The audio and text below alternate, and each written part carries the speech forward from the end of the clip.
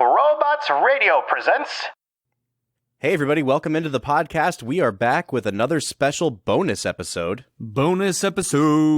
Today we are continuing our My Favorite Movie series, and we have on the line with us, all the way from Tennessee, Tim Piersant, who is the CEO and co-founder of Chattanooga Whiskey.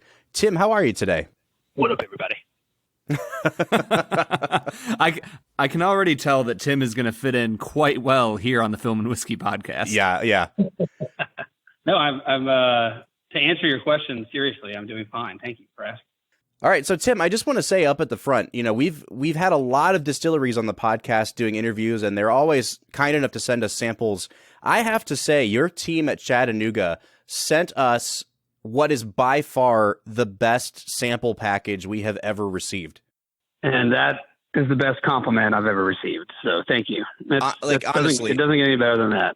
I got the shipping confirmation from FedEx, and I think it said it was like 9 pounds. I thought you shipped me like a severed head or something. I didn't know what was going to go on with this. I got home and I saw these two beautiful bottles of Chattanooga 91 and 111. And man, I can't wait to get into talking about this product with you today, Tim. I appreciate that. We most of the time the packaging and everything that goes into it is worth sharing. That's why we don't like to package it up into little, sample bottles and send it out that way. So, but I'm glad that you guys really liked it. It's awesome. So, Tim, why don't you walk us through a little bit of the history of Chattanooga Whiskey? You guys are making huge waves right now in the bourbon world. We're on Instagram a lot, and we see your product popping up all over the place. It seems like you're really building a following for a craft distiller. Can you take us back to how it started? 2011 is when we began. We were inspired by the history of whiskey in Chattanooga. When I say we, it was me and my co-founder. The history of whiskey is very deep in Chattanooga. Pre-Prohibition, it was illegal to distill here in most of the state of Tennessee. So we had to lobby to change those laws. We created a campaign called the Vote Whiskey Campaign that took 2 years. It was in 2013 that bill was signed. Out of the 95 counties in Tennessee, the majority of them opened up to distilling for the first time since Prohibition. 2 years after those laws changed, we were successful in building the first distillery in Chattanooga since 1915, and that was in 2015, so exactly 100 years.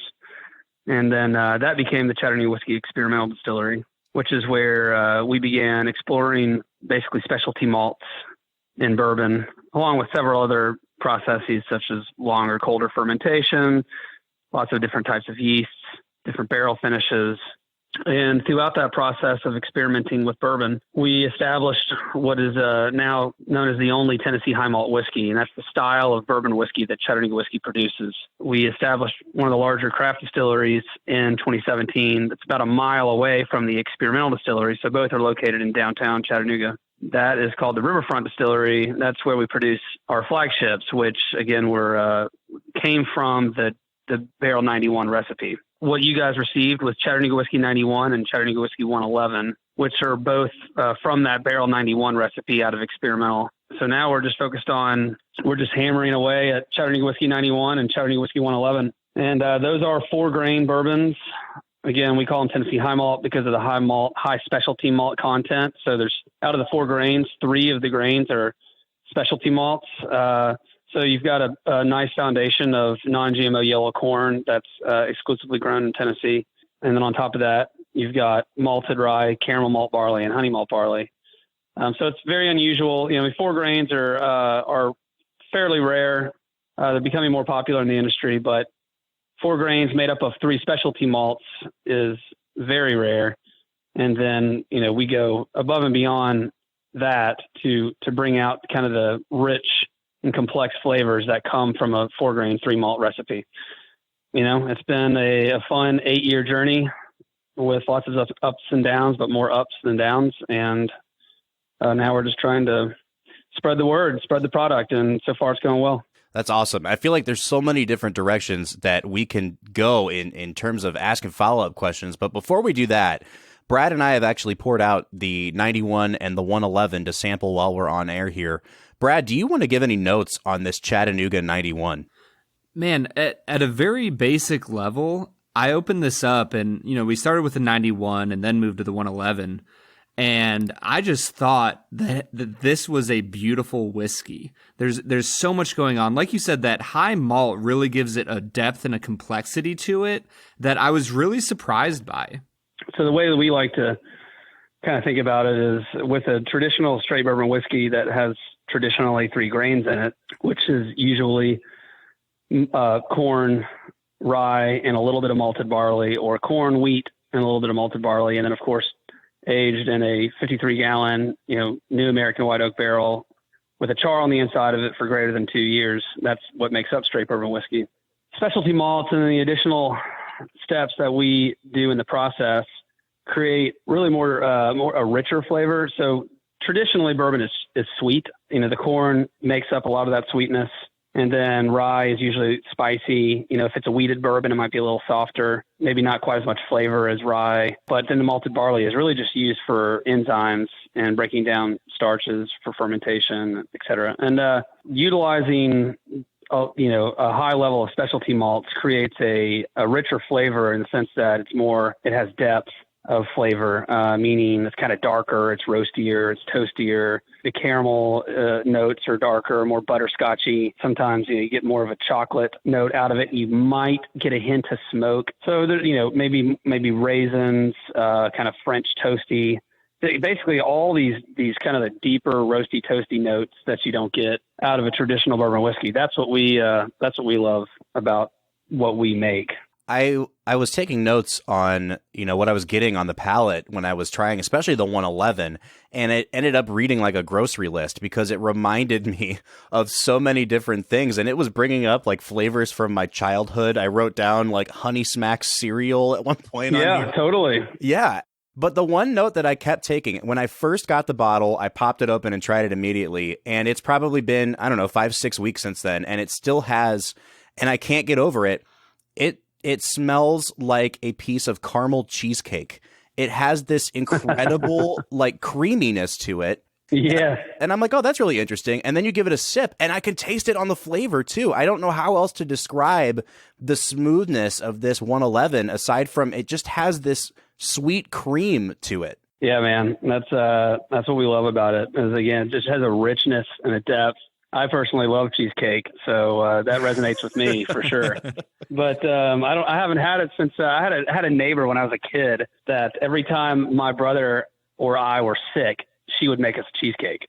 So like I haven't had, I don't think I've had cheesecake since then, but like for 15 years, 16 years of my life, every year I think I'd intentionally get sick like 3 or 4 times just to have her cheesecake. So yeah, I'll take the cheesecake note all day. We've had quite a few distilleries come on the podcast, and, Brad and I kind of talk off air about what our personal favorites are. And we've had a couple that have been in like the $150 range, which are great bourbons, but, they're just not an everyday sipper. And when we got this 111, I was really reluctant to even give any to Brad, if I'm being 100% honest with you. I wanted to make him drive to Tennessee and just buy some for himself. Because I honestly think that the 111 might be my favorite bourbon that we've ever had on this podcast.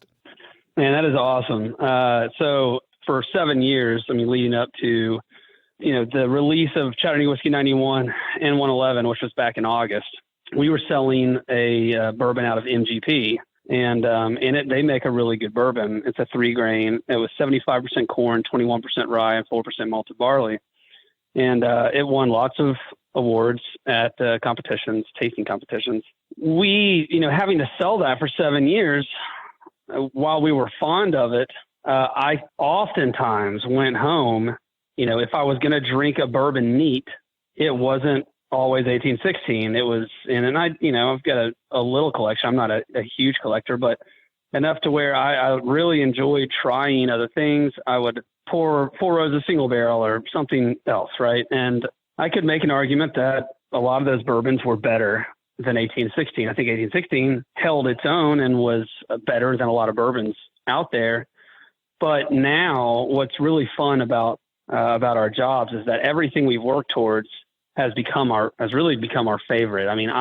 There's not another whiskey on the market that I enjoy drinking as much as 91 or 111 and not even close.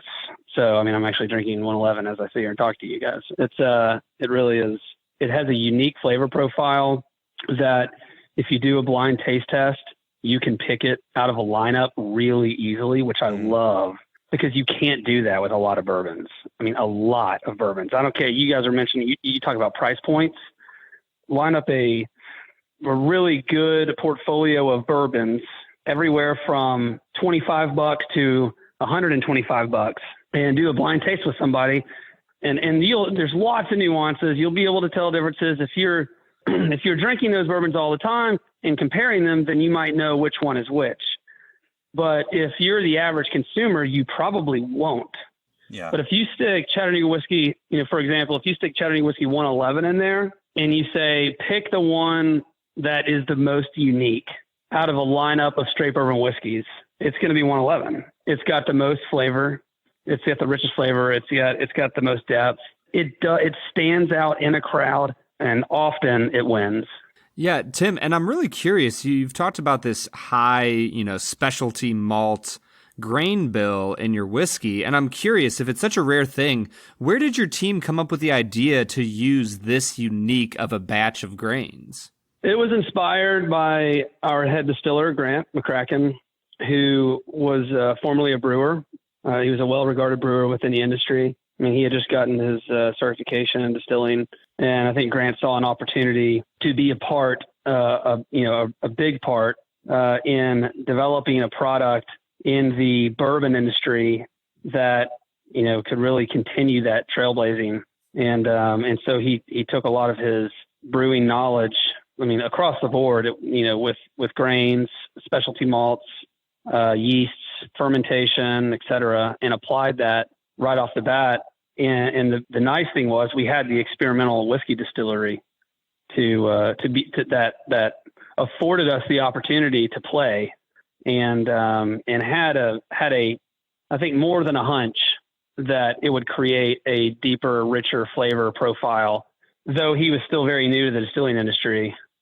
And as we distilled these things, the white whiskey coming off the still was very interesting. A lot of it that we liked, some of it that we didn't. And then once we began to, once we got them into barrels and began to taste them, after a few months and a year and a half, and then 2 years, just after a few months of tasting them as really the oak flavor set in, we realized that we were onto something really good. Yeah, you certainly were.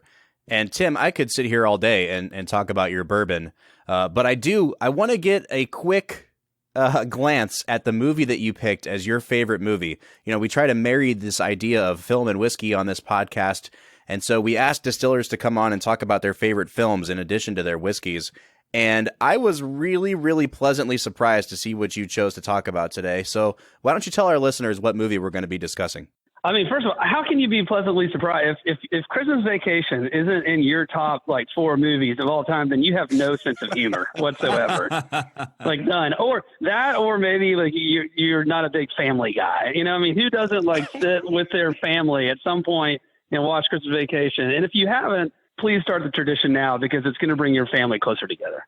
That's the best endorsement anyone could possibly give this movie, I think. I don't even know if we need to talk about it. It just hits home with me. It makes me feel like I'm laying on the den floor with my brother and my parents growing up as a kid. It was a tradition, Christmas Eve, man, for 18 years in a row. So the thing about Christmas Vacation that I really like, I'm a huge fan of the first Vacation, where they go to Wally World, but that movie is it's very R-rated. And oh man, and it's so not PC. It's hilarious. No. You look at that and you're like, you know what? I don't even think they would make a movie like that anymore. Oh, there's no way. But that's the thing about Christmas Vacation is, like you said, I know kids that watch Christmas Vacation. It's of that series, it's the one that the whole family can get behind for sure. Oh yeah, totally. And everybody has an Uncle Eddie.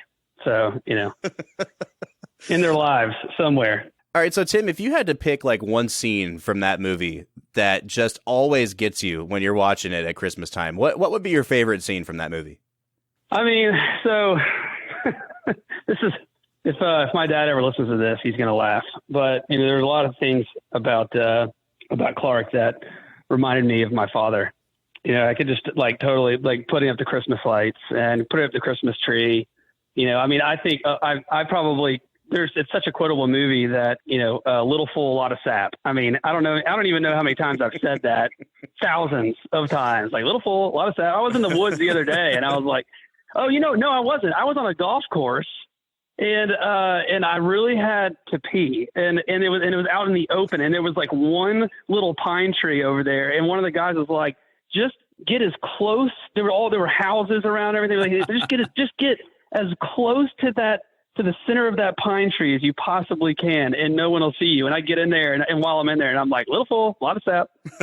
But so, I don't know. Probably when Cousin Eddie goes in. I said Uncle Eddie here, but Cousin Eddie goes in and kidnaps his boss, and he goes absolutely, you know, ape in the living room. In the process, because I can identify with that.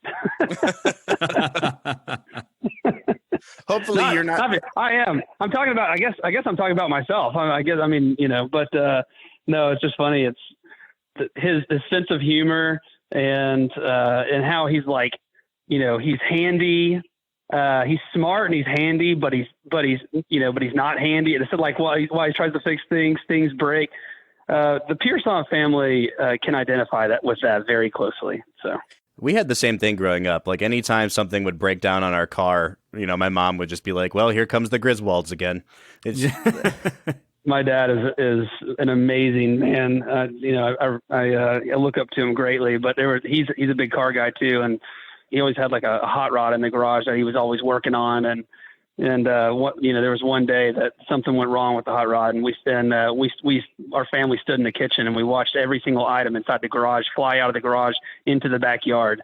So you know, it was a Christmas vacation moment, and I'm guilty of many myself. So.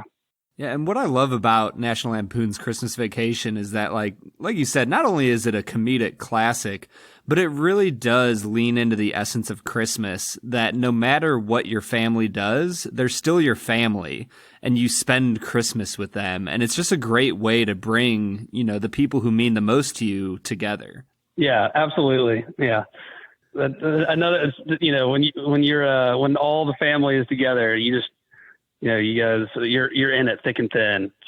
So you said that your dad reminds you a lot of Clark Griswold, but who are you in this situation? Are you the boss that gets kidnapped? No, man. No, that's definitely not me, but I am familiar with the boss that gets kidnapped. That's that whole culture is a dying culture. Thank God. So there's not as many of those, or at least they don't last very long if there are. Man, if I don't know if I can. I guess I can identify as Clark's son in some ways, but I don't know if I identify with the character on there. Well, hey, that's okay, because I mean, I think all the characters have at least one huge drawback to them, so that's all right. But yeah. I love what you were saying about, you know, the state of the industry and the culture of things like that now, because we really do see this happening with a lot of craft distilleries that we've interviewed, is that there's this groundswell happening in the distilling world, and it is earmarked by experimentation and openness and transparency. And it just really seems like, you know, the culture is shifting, and it's an exciting time for us, you know, to be doing what we're doing. And I hope it's this, that you feel the same way as the leader of a craft distiller. Yeah, transparency and authenticity are more important. It's also, which I think is really good, it's challenging people to put out higher quality products because it starts with passion, right? If you're just trying to make money and that's the end game, then usually the passion is not there. That's a lot of that has shifted, I think, in a very good way. So the bosses are, you know, not so prevalent anymore. I mean, again, and I can only really speak to my experience, but I just know that we have so many talented, unique, passionate individuals. If it weren't for their, you know, individuality and how they're uniquely passionate and skilled in what they do about what we do, then we wouldn't be where we are today. And I just can't imagine. I mean, there's just absolutely no way that we'd be here without that passion all the way through the organization. Tim, as we kind of wind down this interview, I do want to give you an opportunity. Is there anything that you'd like to get a plug in, for the distillery or any products that you might have coming out as we get into the holiday season? I mean, I would say if you're looking to take a trip, come to the Chattanooga Whiskey Experimental Distillery. It's one of the top attractions in Chattanooga. Chattanooga is a beautiful town, and the flight is extra tasty, and the whole tour is very reasonable. And then, go check out our website. We have lots of information about our website, our history, the products we create. So go to ChattanoogaWhiskey.com, and then follow us on social media. Instagram is @ChatWhiskey, Twitter's @ChatWhiskey, Facebook, Chattanooga Whiskey. Well, Tim, we're just so thankful that you took the time to chat with us. It's wonderful to talk about the importance of bringing family together, and then also to hear that about the family that you've built at Chattanooga Whiskey. It really does take so many special people to bring such a phenomenal product to market. So just thank you again. Thank you so much for coming on with us. Thank you, guys. I really appreciate you having me, and I'm really glad you guys enjoyed the product. That has been Tim Piersant. He is the CEO, co-founder of Chattanooga Whiskey. For the Film and Whiskey Podcast, I'm Bob Book. I'm Brad G. We'll see you next time.